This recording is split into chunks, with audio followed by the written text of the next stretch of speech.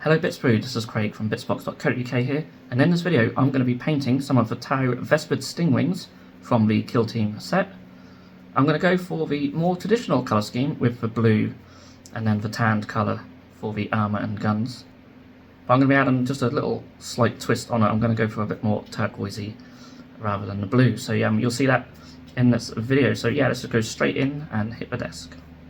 So here I have one of the Vespid Stingwings, and I've primed it in a light grey brush-on primer. And yeah, it's important to use like a light grey because I'm going to start with a contrast paint of Coxiger Scales. So grey here is really good, and sort of any sort of light grey really works really well as a base. And I'm going to apply this over the majority of the miniature. So while I am sort of going for that retro scheme, I am being a bit more on the turquoisey side, just as personal preference. I just think this is a beautiful colour, one of my favourite contrast paints. I mean, just look at it, it's lovely. So yeah, it's going to be a really nice base to work from for this miniature. I'm going to come in with the Ray Gun Glow. So this is from Two Thin Coats, any sort of lighter sort of sky blue. So I think it's got a hint of sort of turquoise to it, so I think it works quite well. It's just more of a sky blue, but yeah, I'm going to thin it down a little bit, and essentially I'm just going to layer this over most of the raised areas, just leaving that initial colour in the deeper recesses. So this is quite a time-consuming step, but well worth it in the end. And because that took so long, I'm actually going to dry brush the next step, which is to go in with the Ion Blue, which is a very light blue, or you could mix some white into the previous step. You could of course layer this and just add highlights with the regular brush, but yeah, it just took so long to do the previous step that I thought I'm just going to dry brush it very lightly here. I'm only trying to just catch the most raised areas with this one, so it's a bit of a subtle little highlight, but it does make quite a difference. And then I'm going to take some Celestium Blue. So on the retro colour scheme, there's some sort of darker blue areas. These are mostly at the bottom of the feet and the hands, and also on some of the knees and the shoulders as well.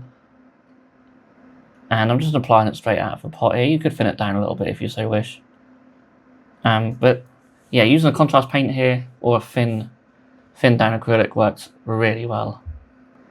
So I decided to use a sentient turquoise to go over this.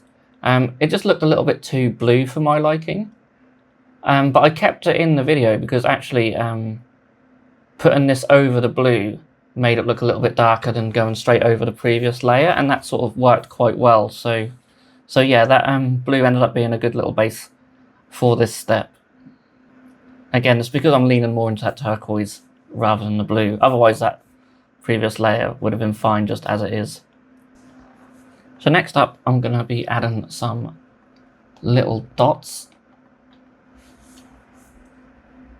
and I'm coming back in with that Ray Gun Blue. Oh no, the Ion Blue I think it was, sorry, and the lighter of the two, and just doing these little dots just over these darker turquoisey areas.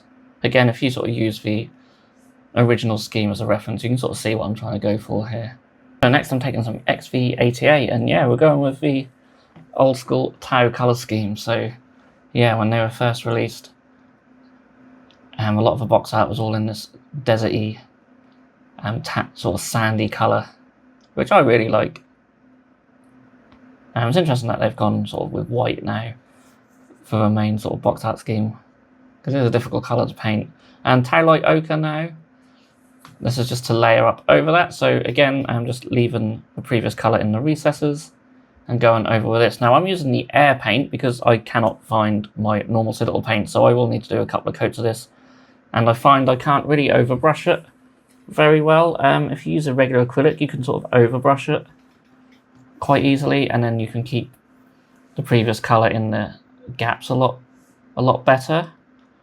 So yeah, in the next step I'm going to be coming in with a wash just to re-establish them shadows. So yeah, just some Agrax, which I've thinned out a little bit with some water, and that's just going to go over and deepen them shadows. And I probably would have done this step anyway, even if I could overbrush, because I think it's quite nice just having a bit more contrast in the shadows. And yeah, I do think it looks pretty good. Now I'm just going to take some white to paint the little energy crystal-y thingy in the middle. I have no idea what it is, so I do apologise. But yeah, that's just going to get a nice base coat of white. Just any white will do. And then I take some Carandrass green contrast paint. Again, any sort of green or contrast paint would work well. That's just the first one I picked up. And yeah, just a very nice, quick, easy way of painting them. For the rest of the gun, I take some Runelord brass. Now, I didn't film it, but after this step, I do come back in with the Agrax and just do a little bit of an Agrax wash on it. But this is for the round icon thingy on the gun. I apologise, I'm not a Tau player, so I don't know the technical terms for anything. But I must say, I did really enjoy painting these up. And then the black areas on the gun are being painted with Abaddon Black, would you believe? So that's like this little canister thing here and the handle. And I just highlight them with some Skaven Blight Dinge. I mean, any sort of mid-tone or slightly dark grey would work really well. Again, it's just the first one I pick up. You don't have to be spot on with the exact paints that I use for any of these videos, but it just gives you an idea of sort of what I do and what I use. And now I'm taking some Rakarth flesh, so all the sort of nails and claws. There's not many on them. Any skulls that are on the base as well just are being painted the exact same way. Also their stinger, of course. And our good friend Agrax Earthshade is back once again, just to lightly go over these areas, add a little bit of shade to them.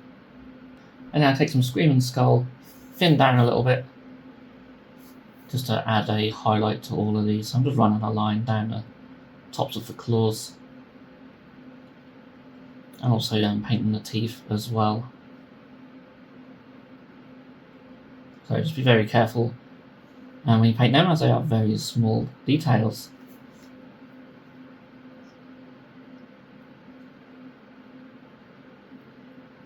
And speaking of small details, I'm going to take some Mephiston Red now to paint the eyes.